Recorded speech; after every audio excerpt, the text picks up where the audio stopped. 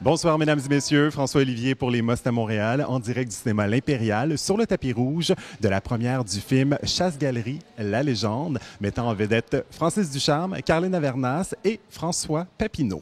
On regarde immédiatement un extrait de la bande-annonce et on revient sur le tapis rouge pour parler avec quelques membres de la distribution du film. De toute façon, tout le monde sait que tu me trouves de ton goût. On n'est pas mariés.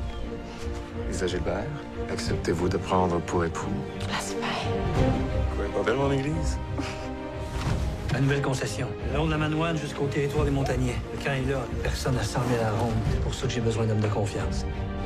On ne sait pas de revoir sur un chantier. Et moi non plus. Mais si t'arrêtes pas, je vais t'écrire 3 fois par jour. C'est mieux de m'écrire, toi aussi. C'est la Providence qui vous sourit. C'est l'occasion à mort d'éloigner ce aventurier de Joe Lebel. D'éloigner Donnez-nous de votre cœur. Ben, la chasse-galerie, là, c'est une histoire de gars qui veulent aller voir les filles. C'est quand même assez universel et assez contemporain. Mais évidemment, dans le film, ça se passe au 19e siècle. C'est des gars qui prennent un canot pour aller retrouver leur blonde. Nous, on a, Guillaume Vigneault et moi, le scénariste, on a comme mis ça un petit peu plus compliqué. Dis-moi en quelques phrases ton personnage. Joe Lebel, c'est quelqu'un de super avant-gardiste pour son époque. C'était un peu c'était un courailleux, c'était un gars qui partait bûcher du bois loin. Puis là, il rencontre cette fille-là qui est Lisa Gilbert, puis il fait si je veux rester auprès d'elle, j'ai pas le choix de quitter ce métier-là. Moi, je joue Lisa Gilbert, qui est l'amoureuse de Joe, qui est le héros du film. Alors, on sait tous que pour qu'il y ait une chasse-galerie, il faut qu'il y ait des femmes, parce que les hommes rêvent de retrouver leur douce. Et donc, je suis une de ces filles-là. C'est une fille qui, à une époque où la religion avait une emprise vraiment très forte sur les gens, elle a quand même une certaine distance par rapport à tout ça. Ils osent, ce couple-là, vivre à leur façon leur amour sans non plus se laisser piétiner par la religion. Je joue le diable.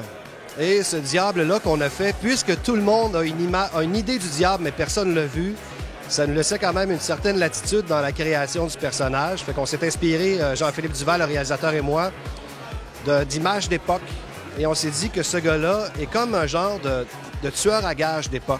Donc, c'est le mal qui s'est incarné quelque part dans une province à l'extérieur un peu du Québec, qui vient ici avec ses habits propres pour proposer aux gens donner des conseils, finalement. C'est comme un courtier à mauvaise action.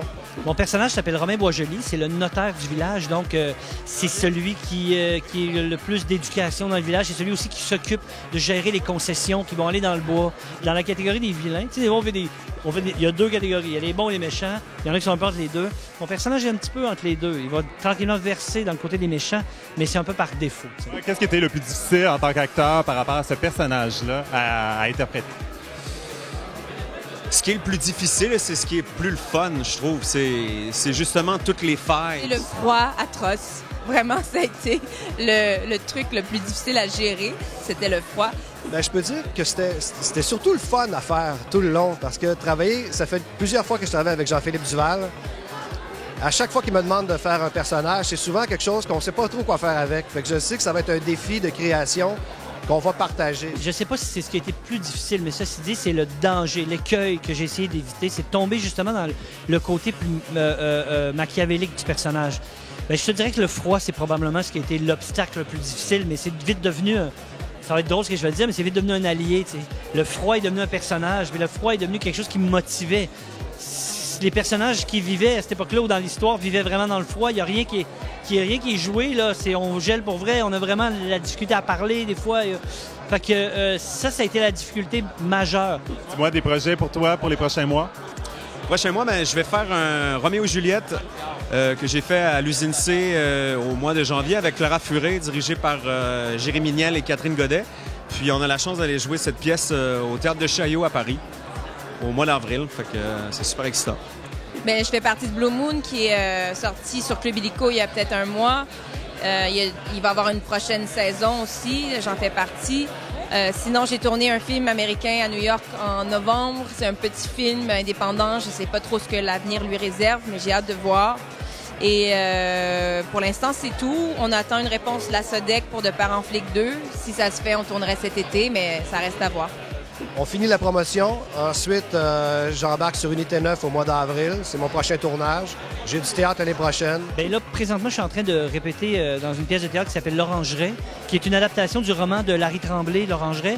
On va faire à Denise Pelletier à Québec après ça. Puis j'embarque sur le tournage de la saison 2 de Rupture. Les histoires de chasse-galerie. Pouvez-vous faire quelque chose? Rien n'est impossible.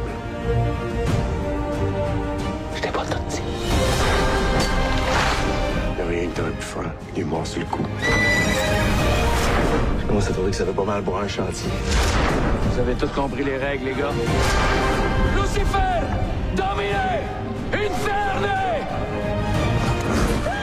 On va peut-être tout y passer, mais t'auras pas la fille à Théodore!